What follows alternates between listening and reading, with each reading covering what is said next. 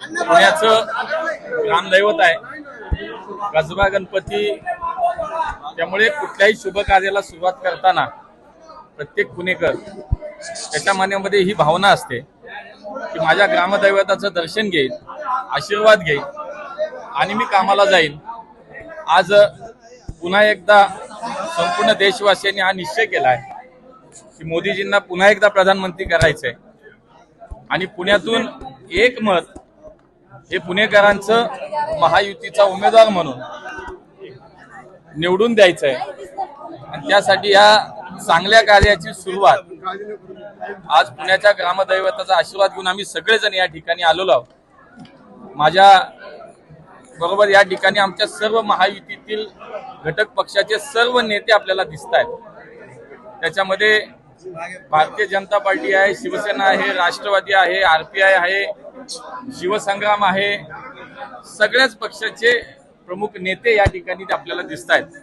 त्यामुळे एकत्रितपणे आज सगळ्यांनी मिळून आशीर्वाद घेऊन विजयाचा संकल्प करत पुढच्या कामाला सुरुवात होतीये। त्यासाठी आम्ही सगळे आलो। जोरदार सुरुवात केलेली आहे, सर्व पक्षाच्या कार्यकर्त्यांनी नेते आपल्या सोबत दिसत आहे। काय असणार पुढचा सगळं?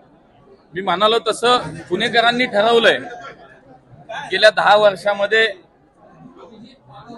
देशाचे प्रधानमंत्री मोदीजींनी पुण्यासाठी जे योगदान दिलं, मोदी सरकारने जी उपलब्धी पुण्यासाठी दिली, मेट्रो आहे, चांदणी चौकाचा प्रकल्प आहे, मेडिकल कॉलेज आहे, नदीचा प्रकल्प आहे, जो 1000 कोटी केंद्राचं अनुदान त्यासाठी मिळालं, सार्वजनिक वाहतूक व्यवस्था सक्षम करण्यासाठी म्हणून इलेक्ट्रिक बसेस मोठ्या प्रमाणामध्ये पुण्याला मिळाल्या।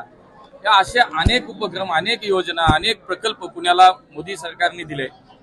राज्यामध्ये 14 ते 19 देवेंद्रजींचं सरकार होतं, युतीचं सरकार होतं, त्यावेळेला सुद्धा या पुण्याला अनेक योजना आल्या।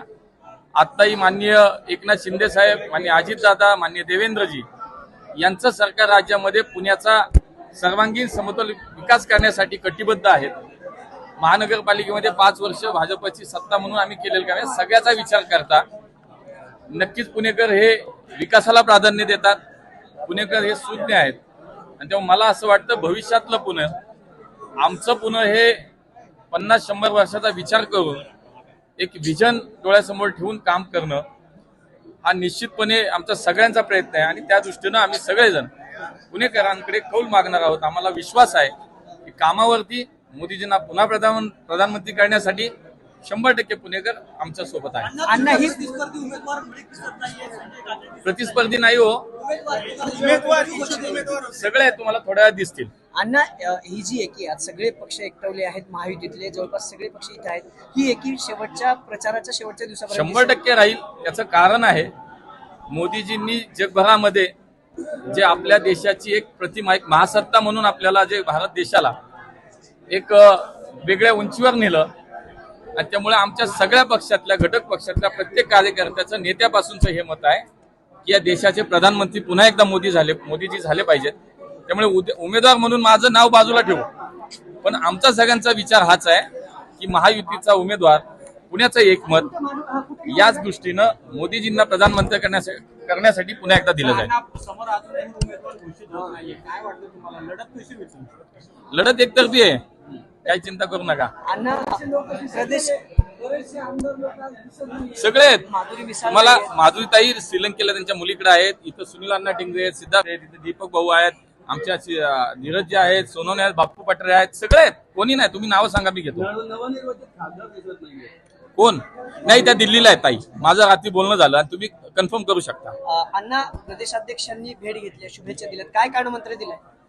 शुभेच्छा म्हणण्यापेक्षा शेवटी ज्या शहरात ते जात आहेत, आज ते शहरात एका त्यांच्या व्यक्तिगत कामासाठी आले, त्यामुळे त्या शहरात जाताना कार्यकर्त्यांना भेटणं, शुभेच्छा देणं आणि एकूण निवडणुकीसाठी काय करावं अशा पद्धतीचा विषय होता। अण्णा, प्रचाराला कुठले मोठे नेते पुण्यात दिसतील? कारण पुणे पंतप्रधान हे पक्ष ठरवायला आमच्या महायुतीचे सर्व नेते ठरवतील। माननीय देवेंद्रजी असतील, अजितदादा असतील, एकनाथ शिंदे साहेब असतील, हे सगळे नेते ठरवतील। आमचे सगळे पक्षाचे अध्यक्ष असतील, तटके साहेब असतील, बावनकुळे साहेब असतील, चंद्रकांत दादा असतील, हे सगळे मंडळी ठरवतील। रामदास आठवले साहेब आहेत, हे सगळे ठरवतील। येतील, काही चिंता करू नका, तुमची भेट घालून देतो। चला, धन्यवाद।